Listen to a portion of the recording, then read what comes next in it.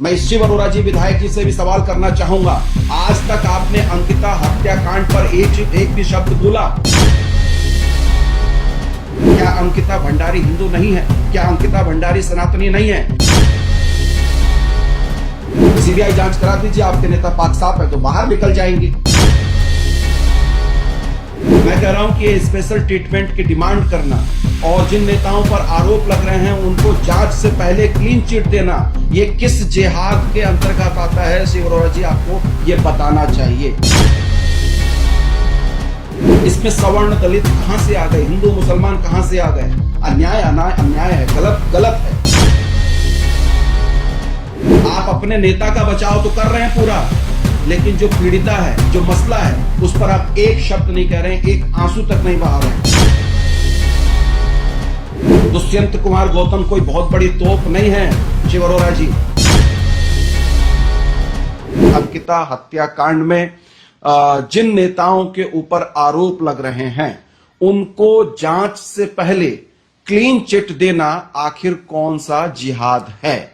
यह सवाल मेरा विधायक शिव अरोड़ा जी से है। रुद्रपुर के विधायक शिव अरोड़ा जी ने बहुत तुरंत एक्शन लेते हुए एक तरीके से भारतीय जनता पार्टी के जो प्रदेश प्रभारी हैं, जो राष्ट्रीय महामंत्री हैं भारतीय जनता पार्टी के, दुष्यंत कुमार गौतम, जिन पर गट्टू कहकर आरोप लग रहे हैं और गंभीर आरोप लग रहे हैं, इस हत्याकांड से जुड़े हुए तमाम सारे आरोप लग रहे हैं। जांच के दायरे में यह पूरा मामला नए सिरे से जाता हुआ दिख रहा है। बहुत धीमे धीमे से सरकार इसमें कदम बढ़ा रही है। होना तो यह चाहिए था कि सुपरफास्ट तरीके से जांच को अमली जामा पहनाया जाता और जितने भी लोग इसमें आरोपी बताए जा रहे हैं, जिन पे आरोप लग रहे हैं, संदेह है, उन सभी को इस जांच के दायरे में रखा जाता, लेकिन ऐसा नहीं हुआ। बल्कि भारतीय जनता पार्टी स्वयं अपने नेताओं को बचाती हुई नजर आ रही है।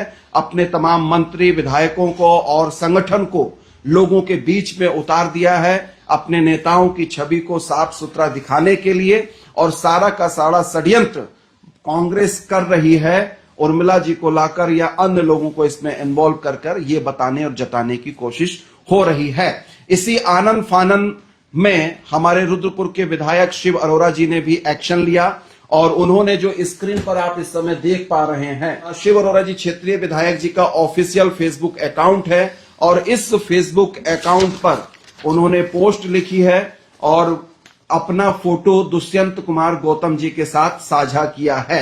आखिर इतनी जल्दबाजी क्या थी? 20 घंटे पहले की यह पोस्ट है, आप देख सकते हैं। और जब आरोप भारतीय जनता पार्टी के इतने वरिष्ठ नेता जो राष्ट्रीय महामंत्री हैं उन पर आरोप लग रहे हैं दुष्यंत कुमार गौतम पर कि वही वीआईपी थे जिनको स्पेशल ट्रीटमेंट देने की बात हो रही है। मैं बार बार कह रहा हूं कि इस बात को हम पुष्ट नहीं कर सकते, हमारे पास कोई प्रमाण नहीं है, लेकिन जो ऑडियो वीडियो आ रही हैं, जो महिला पिछले एक हफ्ते से लगातार चीख कर तमाम सारे प्रमाण दे रही है कि दुष्यंत कुमार गौतम, महेंद्र भट्ट, अजय कुमार का भी नाम निकलकर इसमें आ रहा है, जो भारतीय जनता पार्टी के प्रदेश के नेता हैं, इन सारे नेताओं को क्यों नहीं जांच के दायरे में लाया जाना चाहिए था? मुकेश जी कहते हैं कि सीबीआई जांच होनी चाहिए।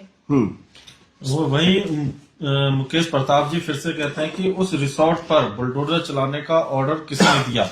बिल्कुल सही बात है। मुकेश जी जो कह रहे हैं, आनंद फानन में जिस दिन घटना हुई उसके अगले दिन ही बुलडोजर चला दिया गया वहां, और उस समय हम लोग उत्तराखंडी ताली बजा रहे थे कि धाकड़ दामी ने कितना जबरदस्त एक्शन लिया है। घटना के चंद घंटों के बाद ही उस रिसोर्ट पर, उस होटल पर बुलडोजर चलाकर उसको तहस नहस कर दिया। हम ताली बजा रहे थे, हम खुश हो रहे थे और पीले पंजे की सरकारी कार्रवाई का हम सराहना कर रहे थे, लेकिन हम भूल गए थे। हमने तब भी कहा था अनसुनी आवाज के माध्यम से कि सारी प्रक्रिया कानूनी दायरे में होनी चाहिए और जिस पीले पंजे पर लोग ताली बजा रहे हैं उत्तराखंड के, ये सबूतों को नष्ट करने के लिए किया गया है। और आज वही बात निकलकर आ रही है, क्योंकि अगर वो रिसोर्ट बना रहता, वो बिल्डिंग नहीं ढाई जाती, पीला पंजा नहीं चलता, तो कुछ ना कुछ सबूत निकलकर सामने आ सकते थे। मैं शिव अरोड़ा जी विधायक जी से भी सवाल करना चाहूंगा, आज तक आपने अंकिता हत्याकांड पर एक भी शब्द बोला? आपने ये कहा कि हाँ हमारी पार्टी को, हमारी सरकार को सीबीआई जांच करा देनी चाहिए ताकि दूध का दूध और पानी का पानी हो जाए। ये बेशर्मी की हद है विधायक जी कि आप, एक बच्ची की हत्या हो जाती है स्पेशल सर्विस के नाम पर, आपके नेताओं का नाम उछलता है। आपको कम से कम इंतजार करना चाहिए था। आपके नेता अगर पाक साफ होकर बाहर निकल जाते तो आप जश्न मनाते, ढोल पीटते और इस तरीके से पोस्ट साझा करते तो बात समझ में आती है। लेकिन आपको नंबर बढ़ाने हैं और भारतीय जनता पार्टी का वो एजेंडा पिछले एक हफ्ते से पूरे प्रदेश के अंदर काम कर रहा है कि अपने नेताओं की छवि उत्तराखंडियों के भीतर, जन सामान्य के भीतर साफ सुथरी छवि पेश करने के लिए इस तरीके की पोस्टें डाली जाए। यहां पर भारतीय जनता पार्टी के नेताओं की स्थिति देखिए कि एक मामला हुआ है और वहां पर कुछ जो साक्ष्य हो सकते हैं वो एक पूरे वक्तव्य का हवाला देकर, अगर उर्मिला जी गलत हैं तो उनके खिलाफ कार्रवाई कीजिए, और अगर उर्मिला जी सुरेश राठौर की जो ऑडियो सुना रही हैं, एक नहीं अनगिनत ऑडियो सुना रही हैं, और उस पूरे ऑडियो में तमाम षड्यंत्र के तहत दुष्यंत गौतम जी और अन्य भारतीय जनता पार्टी के नेताओं का नाम निकल कर आ रहा है, तो क्यों नहीं आज तक जांच के दायरे में लाया जा रहा है इन सारे नेताओं को? एक हफ्ते से ज्यादा का वक्त हो गया, क्यों नहीं शिव अरोड़ा जी, भारतीय जनता पार्टी के तमाम नेताओं ने जो राष्ट्रवादी होने का दम्भ भरते हैं, वो हिंदूवादी संगठन कहां गए? जो लव जिहाद के नाम पर कहीं अगर कोई लड़का लड़की, हिंदू और मुसलमान इकट्ठे हो नजर आ जाते हैं तो संदेह के दायरे में भी आप उन पर लठ बजा देते हैं। इस तरीके की मुस्लिम विरोधी गतिविधियों को संचालित करने वाले वो हिंदूवादी संगठन कहां हैं? क्या अंकिता भंडारी हिंदू नहीं है? क्या अंकिता भंडारी सनातनी नहीं है? एक भी भारतीय जनता पार्टी का ये स्टेटमेंट आया? एक भी नेता का, मंत्री का, विधायक का, सांसद का, सरकार का कोई स्टेटमेंट आया कि हमको सीबीआई जांच इस पूरे मामले में करा लेनी चाहिए? नहीं आया। तो क्यों नहीं आया, यही सवाल उठ रहे हैं। कल ही रुद्रपुर की सड़कों पर कुछ इंसाफ पसंद लोग, कुछ राजनीतिक कार्यकर्ता अंकिता भंडारी हत्याकांड में जितने भी आरोपी निकल कर आ रहे हैं उनको जांच के दायरे में लाने की, सीबीआई जांच की मांग करने को लेकर सड़कों पर उतरे हुए थे, धरना प्रदर्शन कर रहे थे। उसी बीच विधायक शिव अरोड़ा जी के अपने ऑफिशियल अकाउंट से, फेसबुक अकाउंट से ये पोस्ट जारी होती है। तो ये अपने आप में बहुत दुर्भाग्यपूर्ण मामला है कि एक तरफ रुद्रपुर की जनता में भी उबाल है और लोग ये चाहते हैं कि अंकिता हत्याकांड का पर्दाफाश होना चाहिए, दूध का दूध, पानी का पानी होना चाहिए। हालांकि निचली अदालत ने जो तीनों दोषी थे, भारतीय जनता पार्टी के नेता पुलकित आर्या वगैरह, उनको आजीवन कारावास दिया है। लेकिन जब इसमें कई और नेताओं के इन्वॉल्व होने का मामला सामने आ रहा है तो सरकार जांच से क्यों बचती हुई नजर आ रही है? अंकिता जो एक बच्ची है, क्या उसकी जान की कीमत इतनी भी नहीं है कि उसको न्याय मांगने के लिए उसके परिवार वाले, उसके गांव वाले, रिश्तेदार, नातेदार और पूरा उत्तराखंड इस बात की डिमांड कर रहा है कि एक सीबीआई जांच करा दीजिए? क्यों नहीं आप सीबीआई जांच करा देते हैं? सीबीआई जांच करा दीजिए, आपके नेता पाक साफ है तो बाहर निकल जाएंगे, और अगर दोषी हैं तो उनको सजा मिलेगी। इसमें इतना आरोप प्रत्यारोप की कहां से जरूरत है? सोहन लाल जी कहते हैं कि शायद विधायक जी ऐसी पोस्ट डालकर इस चापलूसी के जरिए मंत्री बनना चाह रहे हैं। मुकेश जी कहते हैं, मुकेश बेलवाल जी हैं, विधायक जी नहीं बनोगे आप मंत्री, तेल लगाया जा रहा है, 2027 के टिकट मिल जाए वो काफी है। आप थूक जिहाद का बार बार जिक्र करते हैं, मुसलमानों को टारगेट करते हैं। आप लैंड जिहाद का जिक्र करते हैं रुद्रपुर के अंदर पूरा, कि मुसलमान जो है वो यहाँ के डेमोग्राफी खराब कर दे रहे हैं और जमीनों पर कब्जा कर रहे हैं, सरकारी जमीनों पर कब्जा कर रहे हैं। आप लव जिहाद का बार बार जिक्र करते हैं। मैं कह रहा हूं कि ये स्पेशल ट्रीटमेंट की डिमांड करना और जिन नेताओं पर आरोप लग रहे हैं उनको जांच से पहले क्लीन चिट देना, ये किस जिहाद के अंतर्गत आता है? शिव अरोड़ा जी, आपको ये बताना चाहिए। ये रुद्रपुर की जनता जानना चाहती है आप कितना संवेदनशील हैं। अंकिता भंडारी हत्याकांड में होना तो ये चाहिए था कि महेंद्र भट्ट जो प्रदेश अध्यक्ष है उनको भी इस्तीफा देना चाहिए था नैतिकता के आधार पर। दुष्यंत कुमार गौतम जी को भी नैतिकता के आधार पर इस्तीफा देना चाहिए था कि वो पार्टी के महामंत्री और प्रदेश प्रभारी पद पर तब तक काबिज नहीं होंगे जब तक इस पूरे मामले की जांच नहीं हो जाएगी और वो पाक साफ नहीं हो जाएंगे, वो बरी नहीं हो जाएंगे। इतनी नैतिकता तो होनी चाहिए, लेकिन नैतिकता ये नहीं है। महेंद्र भट्ट जी ये कह रहे हैं कि दलित की आवाज को दबाया जा रहा है, दलित की आवाज को के खिलाफ जो है कांग्रेस काम कर रही है। इसमें सवर्ण दलित कहां से आ गए, हिंदू मुसलमान कहां से आ गए? अन्याय अन्याय है, गलत है। शिव अरोड़ा जी ने क्या लिखा है इस पोस्ट को पढ़ सकते हैं आप, उनके ऑफिशियल अकाउंट पर भी जाइए तब भी आपको पोस्ट नजर आ जाएगी। वो लिख रहे हैं, सत्य परेशान हो सकता है लेकिन पराजित नहीं हो सकता है। बिल्कुल सही बात है। और इस कांड में भी जो सत्य है वो आज नहीं तो कल निकल कर तो आएगा ही आएगा। आदर्श जीवन की पहचान ऐसे ही सोशल मीडिया पर टीआरपी बटोरने वाले घटिया लोगों के षड्यंत्र से नहीं बन जाती है। अब देखिए, ये सोशल मीडिया को कटघरे में खड़ा कर दे रहे हैं शिव अरोरा जी। वही सोशल मीडिया आपको भी महिमा मंडित करती है। वही सोशल मीडिया ने भाजपा को आज जो है फर्श से अर्श तक पहुंचाया है।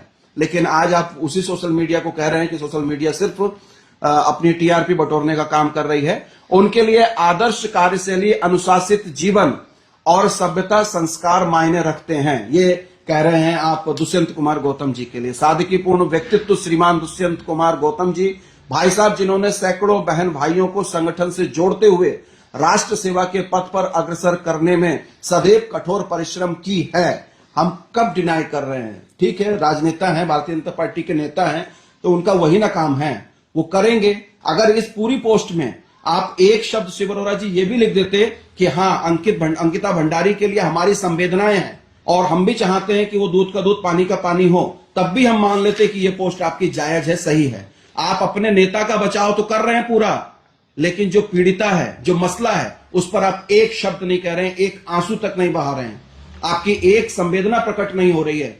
आप इतने निर्मम, इतने कठोर कैसे हो सकते हैं? एक बच्ची का मामला है, वो बच्ची जो आज इस दुनिया में नहीं है, 19 साल की बच्ची के लिए आप इतने कठोर कैसे हो सकते हैं? आपको सोचना चाहिए। शुरुआत ही अपनी पोस्ट की वहां से कर देते कि अंकिता हत्याकांड जो है वो निंदनीय है और उसके लिए वो दुखद है, चीजें हैं, लेकिन हमारे नेता को फंसाना गलत है। इतना भी आप नहीं लिख रहे हैं, सीधे सीधे अपने नेता की पैरवी कर रहे हैं। आगे लिख रहे हैं कि जिन्होंने अपनी संगठन कुशलता, सूझबूझ भरी रणनीति से विपक्षियों को हर चुनाव में करारी शिकस्त दी है। अब चुनाव ही नजर आता है हर जगह, मामला चाहे कुछ भी हो, पर चुनाव से बाहर कुछ नहीं है। आवाज उठाई जा रही है 25 में और सारा मामला 2027 चुनाव को लेकर हो रहा है। ऐसे योग्य व्यक्ति का खामोश होना उनकी सादगी है, कोई कमजोरी नहीं है। इसलिए अभिव्यक्ति की आजादी का नाजायज फायदा कोई ना उठाए तो बेहतर है। किसी भी व्यक्ति को अपने श्रेष्ठ चरित्र का निर्माण करने में संपूर्ण जीवन व्यतीत हो जाता है, लेकिन बिना किसी तथ्यों के आरोप लगाना ये सस्ती लोकप्रियता पाना तथा निम्न सोच का परिचायक है। भाई, हर दौर में परीक्षा देनी पड़ी है। दुष्यंत कुमार गौतम कोई बहुत बड़ी तोप नहीं है शिव अरोरा जी। रामायण युग में अगर आप देखेंगे तो पाक साफ होते हुए भी माता सीता को अग्नि परीक्षा देनी ही पड़ी थी। वो समाज ने स्वीकार नहीं किया था और आज उनका वही कृत्य एक उदाहरण के तौर पर पेश किया जाता है। तो जब हमारे आराध्य देवी देवता आपके वो अग्नि परीक्षा दे सकते हैं, वो अपने आप को पाक साफ है नहीं है, उस पर उस जांच के दायरे में आ सकते हैं, तो दुष्यंत कुमार गौतम जी क्यों नहीं आ सकते या महेंद्र भट्ट जी क्यों नहीं आ सकते हैं? मैं यही बात कहना चाह रहा हूं कि ये जो पोस्ट थी शिव अरोरा जी की, ये कहीं से कहीं तक जरूरी पोस्ट नहीं थी। और मैं बार बार ये निवेदन करना चाहूंगा कि बहुत सारे जिहाद का जिक्र आपने किया है इस रुद्रपुर शहर में, तो मुझे ये भी बता दीजिए कि जांच से पहले अपने नेताओं को हरी झंडी, क्लीन चिट देना आखिर कौन से जिहाद के अंतर्गत आता है? ये रुद्रपुर की आवाम और पूरे उत्तराखंड की आवाम आपसे जानना चाहती है। और अंकिता भंडारी हत्याकांड में आपकी क्या सोच, समझ, संवेदनाएं हैं, वो भी अगर आप प्रकट करें तो ज्यादा बेहतर होगा। बने रहिए अनसुनी आवाज के साथ। अनसुनी आवाज के फेसबुक पेज पे फॉलो कीजिए, आप हमको यूट्यूब पर भी जरूर सब्सक्राइब कीजिए। बहुत शुक्रिया, धन्यवाद।